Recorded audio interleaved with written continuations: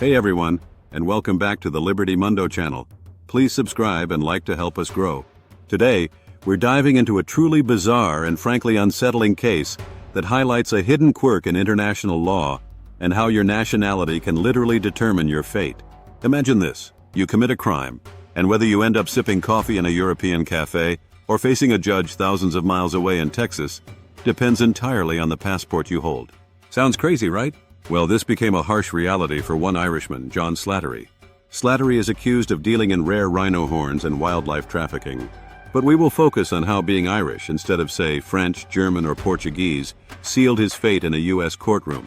See, there's this unwritten rule in international law: countries really don't like extraditing their own citizens. Think about it. France, Germany, Portugal. These nations have laws like fortresses protecting their citizens from being sent abroad for trial. France's legal code, Germany's basic law, Portugal's constitution. They all basically say, nope, not gonna happen. They'd rather prosecute their own citizens domestically, even if the alleged crime happened halfway across the world. It's about national sovereignty and protecting their people. But then there's Ireland. And this is where Slattery's story takes a sharp turn. Unlike its EU neighbors, Ireland decided to honor its extradition treaty with the United States. For Slattery, this treaty became his downfall. For wildlife conservationists, it was a rare victory.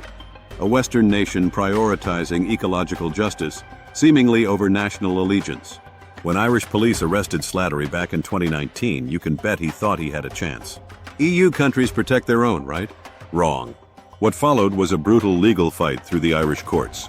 Imagine the isolation, the financial strain, the sheer mental toll. Had he been almost any other EU national, he likely would have walked free after some local hearings. Dublin human rights lawyer Ciara Murphy put it bluntly: this wasn't some mob boss.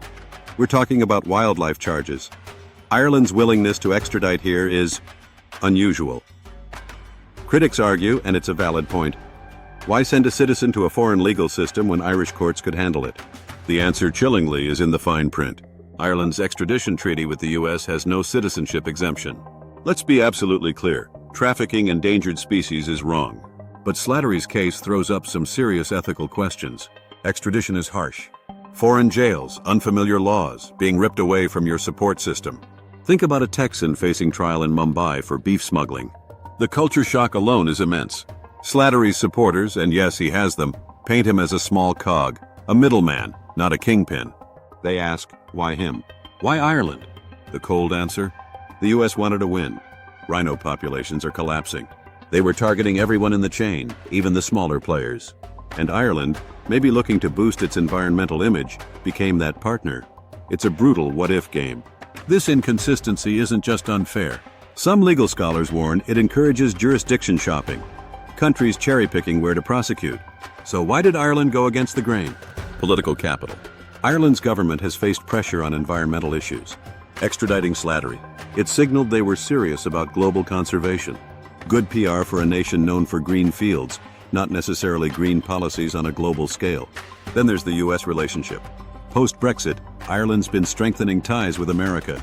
Slattery's case became a low-stakes way to show loyalty, a trade-off between individual citizen rights and international diplomacy.